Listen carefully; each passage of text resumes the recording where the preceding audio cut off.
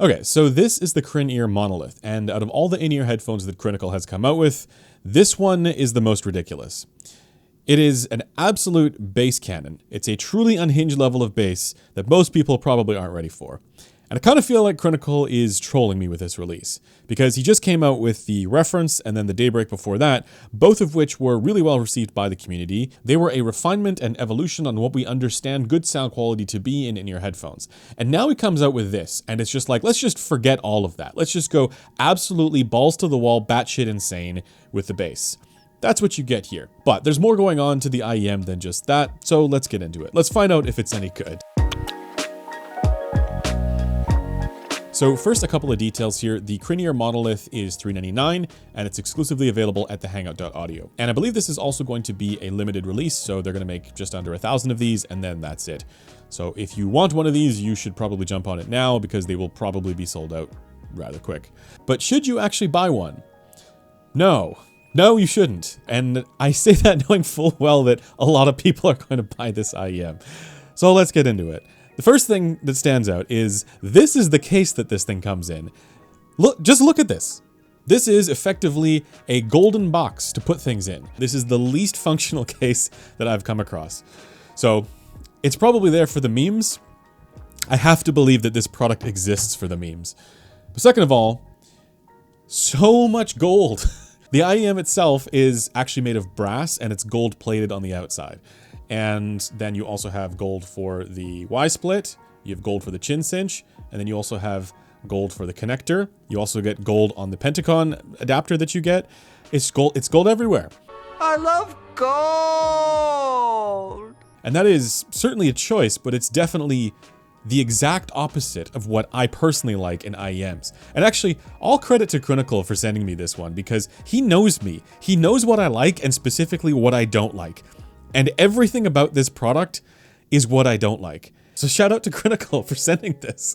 Also, these are dense, thick units of CNC'd brass. I think they weigh around 16 grams each. I don't find them uncomfortable though. They're actually remarkably comfortable.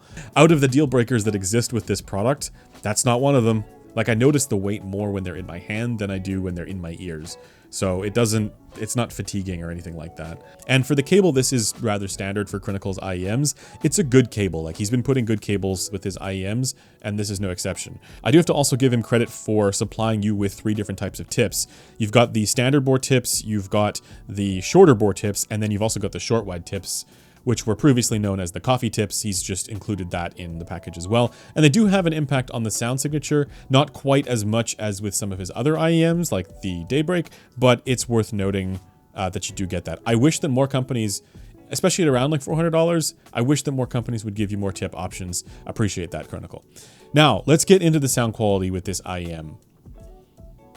And it's basically the sound quality equivalent of this box.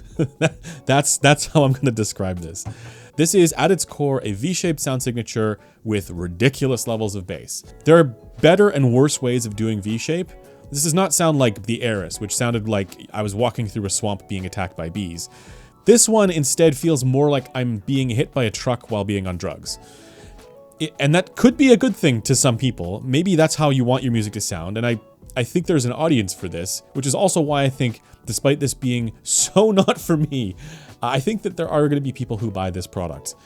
You degenerates out there, you absolute unhinged, ridiculous human beings. For the people who like this, get some help. So let's start with the mids and the treble, measured here on the B&K 5 and 2/8, shown relative to the Headphones.com diffuse field IEM baseline. You know this is JM1, this is like JM 1.5 basically. The mid-range itself is the best part about this IEM. It's really well balanced apart from a tuck in the lower mids, which tends to withdraw a core region of where there's a lot of fundamental tones going on for a lot of music. But for this kind of sound signature with this much bass, and also the way the bass is shaped here, I think you kind of need that kind of transition. Otherwise, this is going to be a mud fiesta. I mean, it already kind of is a mud fiesta, but it would be more of a mud fiesta if that tuck weren't there.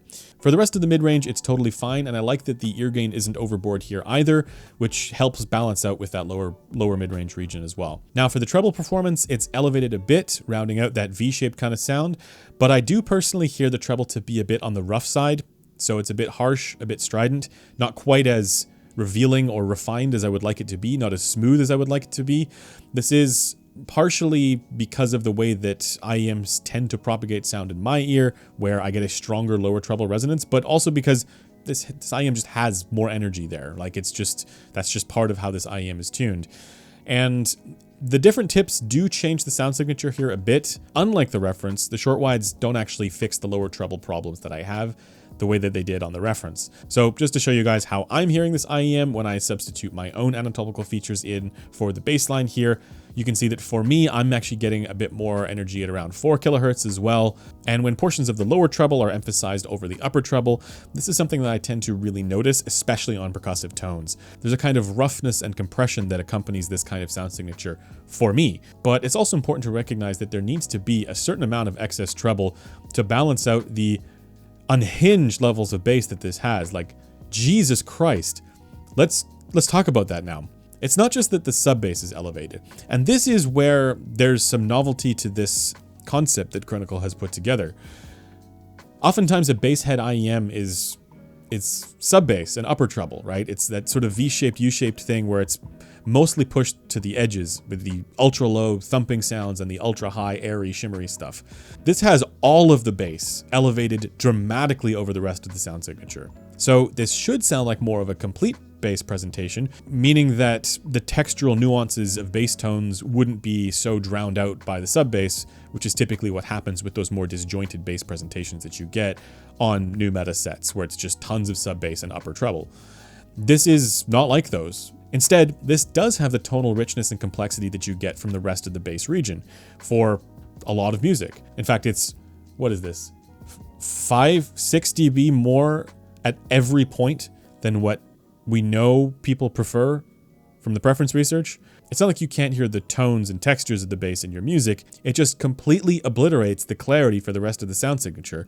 And I have to say, I don't even like the bass quality here all that much. It just becomes this sluggish kind of sound signature. It doesn't actually blend all that well with where you're meant to be getting that hard-hitting attack of a kick drum or something like that. I don't actually get that from this. I instead just get this overbearing, punishing, slow, stifling death of bass. This is the sound signature equivalent of being suffocated to death by a pillow, with a little bit of hot sauce sprinkled around. Is it tight and controlled? Not to my ear, nope.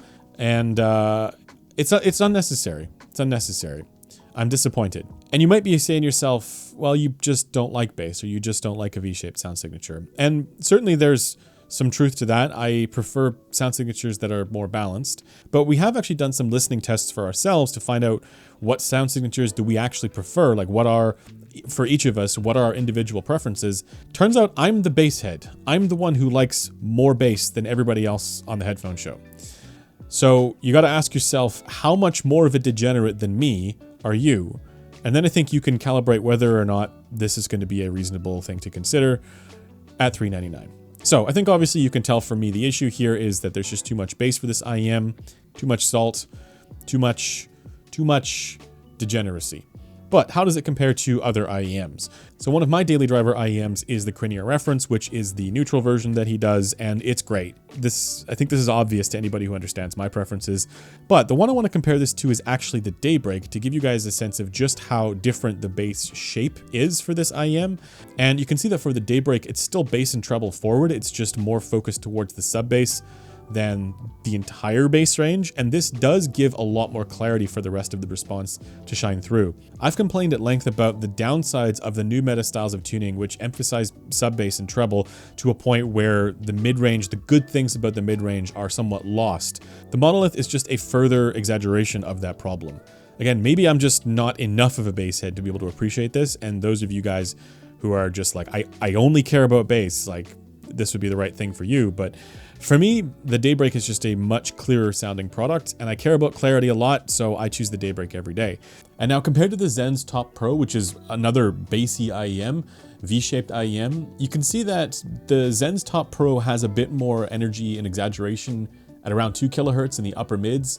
I find this gives it a bit more edginess and incisiveness overall, plus there's just a lot more upper treble going on with this IEM, but I wanted to show you guys this to provide some context for just how bassy the Monolith is. And it's not like the Top Pro is bass light by any stretch, and despite some of its notable colorations, it's a better balance overall than the Monolith.